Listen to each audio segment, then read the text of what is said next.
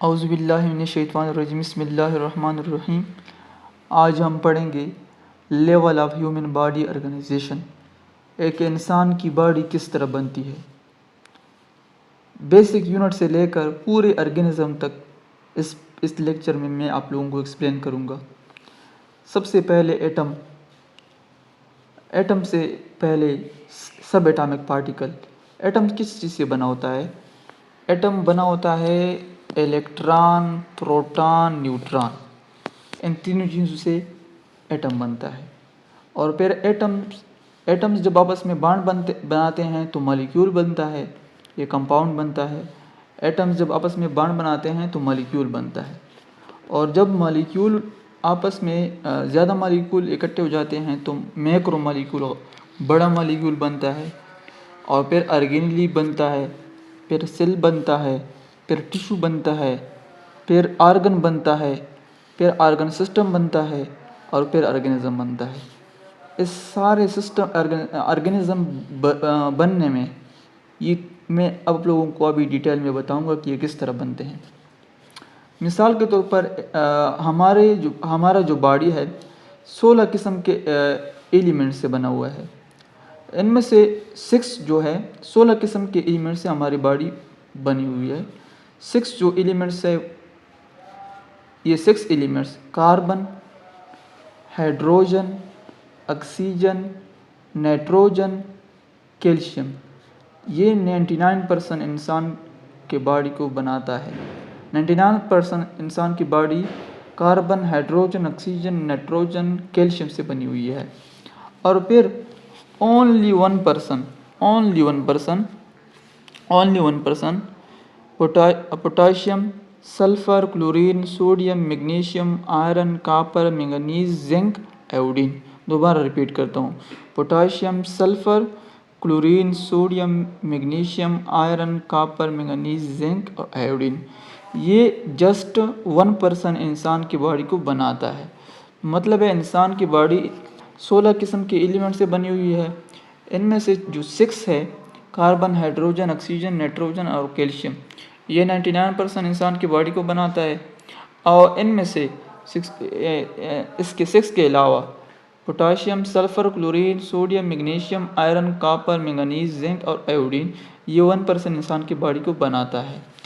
तो जब एटम्स आपस में बॉन्ड बनाते हैं तो मॉलिक्यूल बनता है, और जब मॉलिक्यूल आपस में जुड़ जाते हैं तो मैक्रो मॉलिक्यूल यानी बड़ा मॉलिक्यूल बनता है।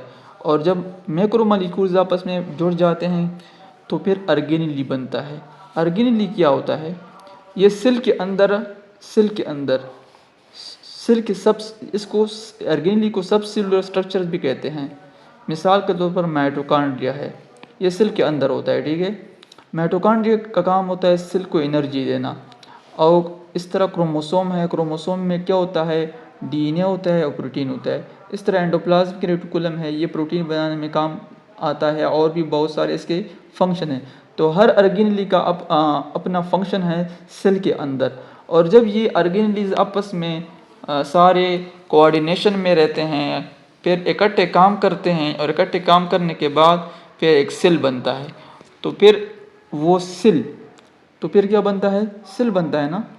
तो सेल जब फिर जब ग्रुप ऑफ सेल्स आपस में इकट्ठे होते हैं, सिमिलर सेल्स जब आपस में इकट्ठे होते हैं तो फिर उससे टिश्यू बनता है। तो फिर उससे क्या बन जाता है? टिश्यू बनता है। टिश्यू क्या है? टिश्यू ग्रुप ऑफ सेल्स जब आपस में इकट्ठे होते हैं, कोऑर्डिनेशन में होते हैं, एक ख़ास रेशो में इकट्ठे होते हैं, तो उससे टिश्यू बनता है। टिश्यू मिसाल के तौर पर इंसान के अंदर ग्लैंडुलर टिश्यू है, और ग्लैंडुलर टिश्यू का काम क्या होता है? सिक्रीशन करना, कुछ बाहर खारिज करना। तो ग्लैंडुलर टिश्यू क्या खारिज करता है? स्वेट ग्लैंड, जिसको पसीना कहते हैं। पसीना ये ग्लैंडुलर टिश्यू है, ग्लैंड से खारिज होता है, स्वेट ग्लैंड खारिज करता है। तो टिश्यू, ये मिसाल आपको मैंने दिया टिश्यू का। इस तरह बहुत से टिश्यू है, मस्कुलर टिश्यू, नर्वस टिश्यूज़, बहुत सारे टिश्यू है जो अपने अपने काम करते हैं। और फिर जब डिफरेंट टिश्यूज़ इंसान के अंदर इकट्ठे होते हैं तो फिर उससे ऑर्गन बनता है। ऑर्गन क्या बनता है? ऑर्गन बनता है ना, जब जब ज़्यादा टिश्यू आपस में इकट्ठे होते हैं तो ऑर्गन बनता है। मिसाल के तौर पर ये स्टमक है, ये आप लोगों को नज़र आएगा, ये स्टमक है और स्टमक एक ऑर्गन है।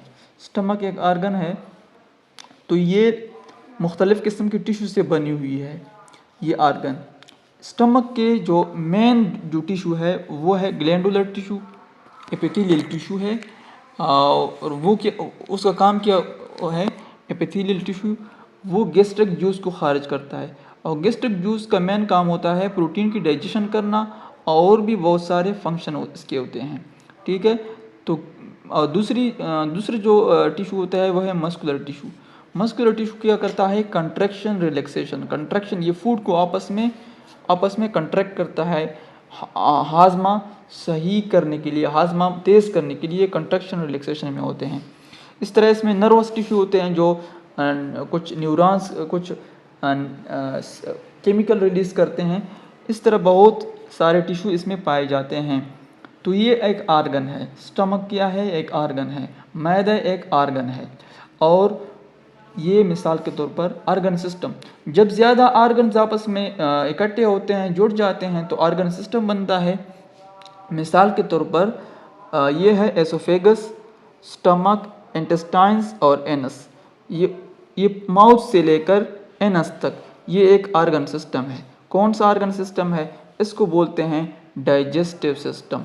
डाइजेस्टिव सिस्टम निज़ाम इन्हिज़ाम जिसको कहते हैं, ये जिसमें हम खाना खाते हैं और वो हज़म हो जाता है, ठीक है, और फिर वो हमको एनर्जी देता है, ठीक है। ये वो आर्गन सिस्टम है। और आर्गन सिस्टम की मैंने आपको एग्जांपल दे दी। अभी यूरिनरी सिस्टम की एग्जांपल देता हूँ। मिसाल के ऊपर किडनीज, यूरिनरी ब्लैडर, इस तरह यूरेथ्रा, ये आपस में ये सारे आर्गन्स हैं और ये जब आपस में जुड़ जाते हैं तो इसको ये एक आर्गन सिस्टम कहलाता है और ये एक प्रॉपर फंक्शन परफॉर्म करता है। इसका प्रॉपर फंक्शन यूरिनरी सिस्टम पे यूरिन को बनाना और यूरिन को बाहर निकालना, ये यूरिनरी सिस्टम का काम है। इस तरह रेस्पिरेटरी सिस्टम है, रेस्पिरेटरी सिस्टम का अपना काम है, रेस्पिरेशन, गैसेस एक्सचेंज करना। तो जब ज़्यादा सिस्टम कोऑर्डिनेशन में होते हैं, कोऑर्डिनेशन से फिर ऑर्गेनिज्म बनता है। मिसाल के तौर पर नर्वस सिस्टम, सारे सिस्टम इकट्ठे होते हैं तो फिर ये ऑर्गेनिज्म बनता है। तो आज मैंने डिस्कस किया level of human body organisation.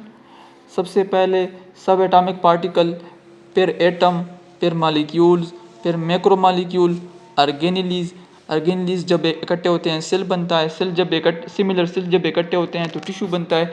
जब डिफरेंट टिश्यू आपस में इकट्ठे होते हैं तो क्या बनता है, ऑर्गन बनता है। और जब डिफरेंट ऑर्गन्स आपस में, डिफरेंट ऑर्गन जो है आपस में या सिमिलर या जो ऑर्गन्स आपस में मिलते हैं तो ऑर्गन सिस्टम बनता है।